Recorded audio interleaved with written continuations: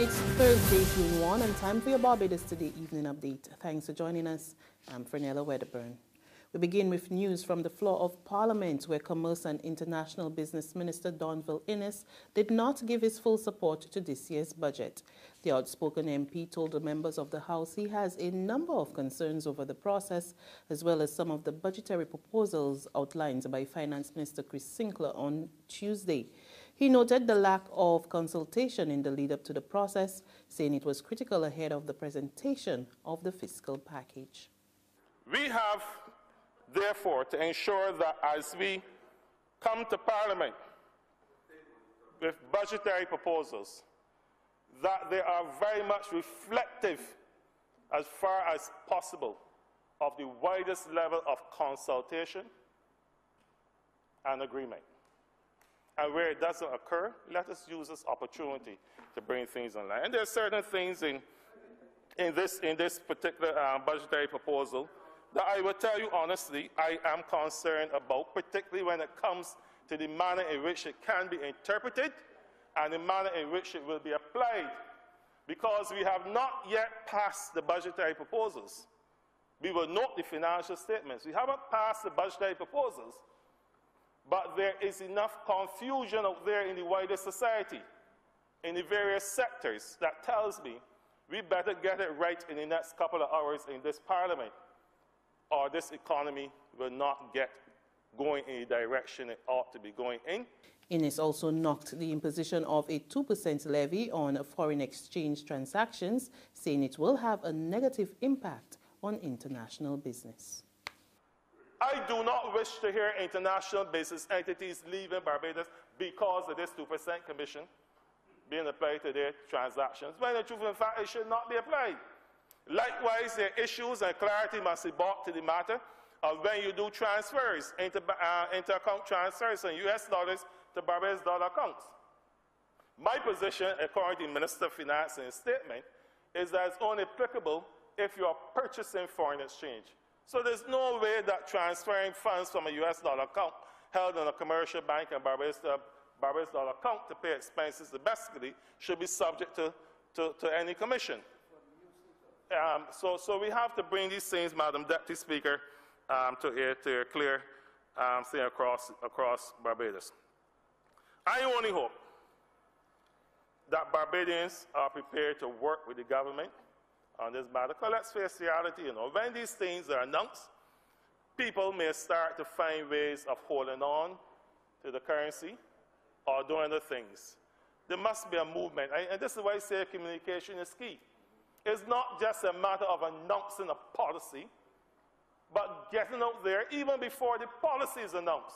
Meantime, the organization that promotes the development of manufacturing here is predicting that the series of taxes announced by the finance minister will have dire consequences for the economy. The Barbados Manufacturers Association anticipates that the increased taxes will lead to further contraction of the economy, job losses, and business closures. It will obviously have a dampening effect on demand within the local economy, because it is a significant increase movement in that tax.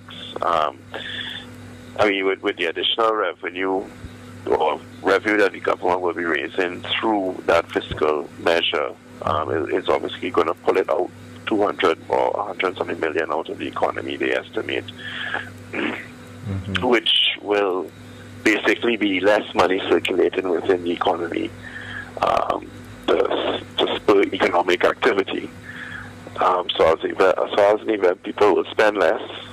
There will be less economic activity for businesses. It will obviously increase. It will increase our cost of production because then people will start to charge us the NSRL in the different lines of what we may procure locally. And drive up the cost of production. That was BMA President Jason Sambrano.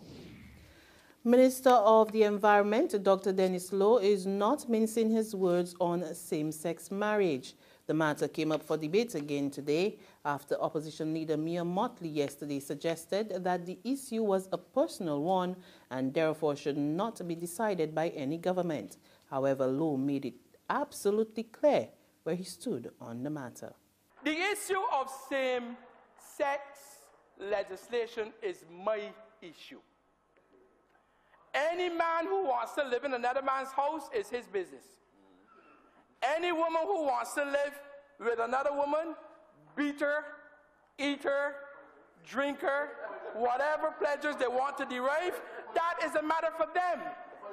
All I am saying, Mr. Speaker, sir, that as far as I am concerned, I am not supporting any call for legislation to legislate same-sex marriage in Barbados.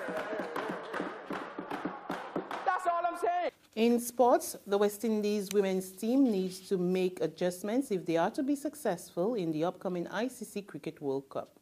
That's according to the captain, Stephanie Taylor, as the team prepares for the 50-over version of the game, which runs from June 24 to July 23 in England. Taylor says while winning their first ever T20 World Cup brought them to the fore, a different approach was now needed for the 50-over campaign. The West Indies open against reigning champions Australia on June 26, India 3 days later before taking on South Africa on July 2nd. They then face New Zealand on July 6, Sri Lanka on July 9, and on July 11 they face Pakistan and host England on July 15. There's regional and international news after this short break.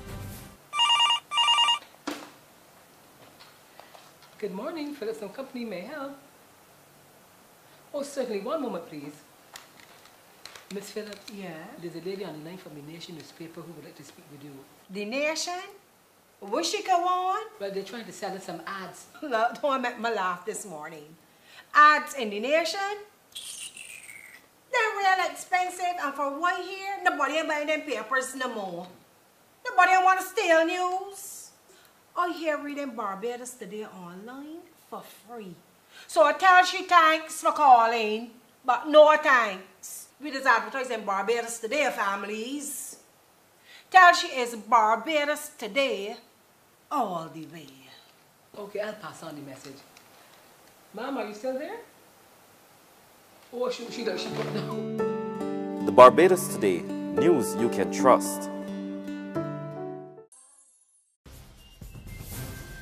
Members of the Organization of American States failed to reach a consensus on the crisis in Venezuela. A declaration criticizing the Venezuelan government was put forward yesterday at a meeting in Washington by countries including the United States and Mexico, but that was opposed by some of Venezuela's Caribbean allies. It called for the immediate end to violence, for political prisoners to be freed, and respect for human rights. However, it failed to get the support of 2/3 of the OECS countries present at the meeting, as Caribbean nations put forward their own softer declaration. After 5 hours of talks and no agreement, member states agreed to meet again later this month. On the international scene, the United States has pulled out of the Paris Climate Pact.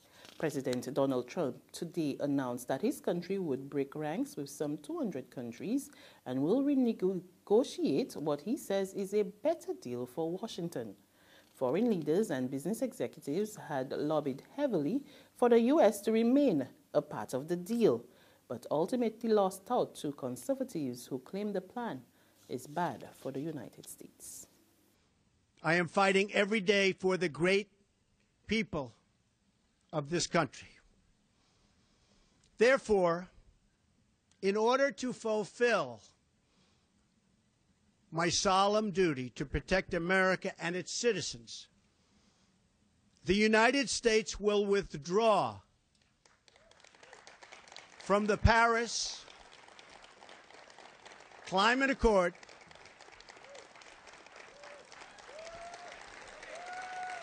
Thank you.